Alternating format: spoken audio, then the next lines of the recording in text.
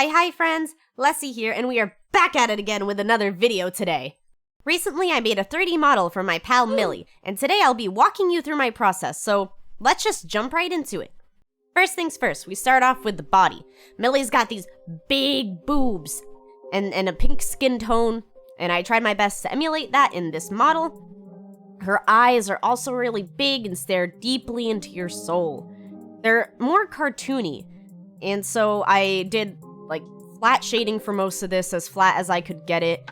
Kind of your generic anime style with just a tiny shine here and there. Her eyes are orange, so I went with an orangey yellow, which I'll be changing later because I kind of realized that it wasn't the exact shade that I wanted. She's got a little bit of lipstick on. It's light, nothing too crazy. And she's got this cute little beauty mark that's like on her cheek right here. My method for sculpting hair is fairly straightforward. First, I start with the bangs and I get the base shape of the bangs down, and then I change it to one solid color. After that, I choose a preset for the back of the hair. I found that starting off with a preset is easiest because I have this issue right now with the UVs overlapping on the hair, so using a preset is just a little bit easier because I can just edit the preset. Millie's got this batwing type hairstyle towards the back, and I did my best to copy that batwing type style. It's a nice purple tone. It was actually really fun to sculpt this part, and fairly easy. Like, using VROID is so easy. I highly recommend it to any of you who want to make a free VTuber model for yourself. This involves a lot of trial and error, especially with the shading. My method for shading is I individually change the color of each strand, add the shadows and the highlights. I do a cell shading because my goal for 3D models is to try to make it look as 2D as possible. And cell shading is just the best way to do that, in my opinion. Well, one of the best ways to do that. I do each individual strand for the front of the hair. The back of the hair, I'm a lot more lenient because no one's really going to be seeing the back as much as the front. So the back, I use the same texture for most of the strands. The side flaps I did individually. Something else I noticed about the UVs overlapping is try to make it as clean as you can. And try not to have them overlap, because the more they overlap, the harder it will be to do the shading. I decided to take the hardest route possible with this, because if you, it shows it really fast, but underneath, there's a lot of lighter pieces. The lighter pieces were giving me a lot of issues because I wanted the bottom and the underneath to be completely solid. Eventually, I was able to figure it out by just moving certain pieces of the hair upwards. But this took me a lot longer than it had to. If I had just made it clean from the start, I'd have a lot less issues. So if I have any tips for you, it's make sure to have your strands clean and overlapping in a way where the textures don't clash with each other, if that makes sense. So the lower part of Millie's hair in the back has this, is a little bit longer. I don't know if you call that like a little mini mullet or whatever. It's really cute. That's what I was working on there. Here I wanted to see how Millie looked in my horns, and I think she looks pretty cute in them. Next we move on to the earrings.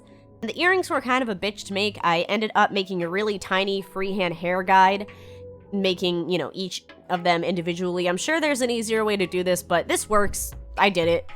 I made one tiny strand of hair, changed the color to gray for the tiny spikes, because Millie's got these tiny spike earrings. Millie also has these upside down cross earrings. For these, I use a program outside of VROID. I use Clip Studio Paint. I drew the upside down cross in Clip Studio Paint, and then I took it back in here. But what I did to prepare for that was I drew a flat strand, completely flat strand. Colored it gray just so that I could see where it was. You do that by messing with the curve over there. You switch it from diamond flat and you know that stuff. This isn't a tutorial. So then you would go into the material, and I named it earrings so that I knew what it was. Oh, actually, I named it cross. Sorry, I lied to y'all. Here, you export the texture that you want to change. You would take it into your drawing program of choice, bring it back in. You would import it. Here, I'm messing with the size, getting it perfect. It's a lot of trial and error, because you never know how the textures are going to act. Now it's dangling. It's dangling right from your ear. Real cutesy. I noticed the textures are also a little bit flatter than I would want them, so if anyone knows how to make them a little bit thicker so that it looks a little bit more three-dimensional, please comment and let me know.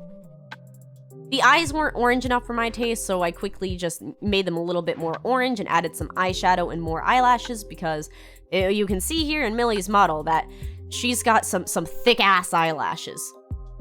So I wanted to stay true to her model with that, and I think that ended up looking a lot better in the end.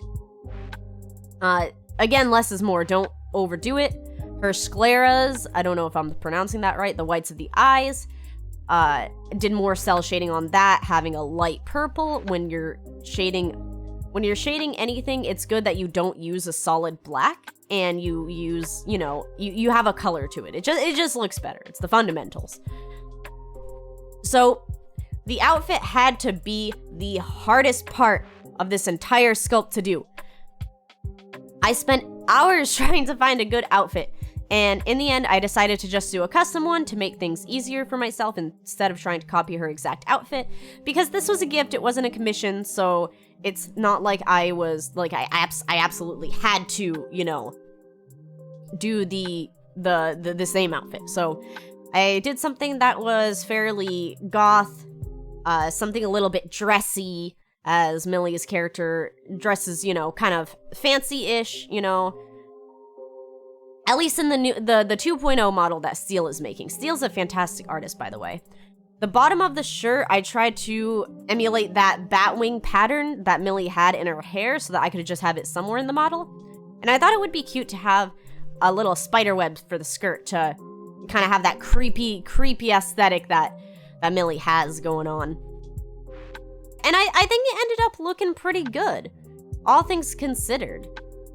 I always go off of the presets that VROID has and edit them, erase things. Millie also has like a necklace, but by this point I was just so tired. I ended up just turning it into a tattoo. I'm not sure what symbol this is. It's something. Upside down horseshoe. Millie's also got little shark teethies. The inside of the tongue, I also did a cell shading. Basically, you're gonna want all the shading to be the same so that it looks cohesive. The final thing I did was edit the colors of the sculpt. This was a lot of, I did a lot of fixing in this because I wasn't too happy with the colors. So I ended up doing a muted purple color scheme because sometimes simple is better, And that's my process for this.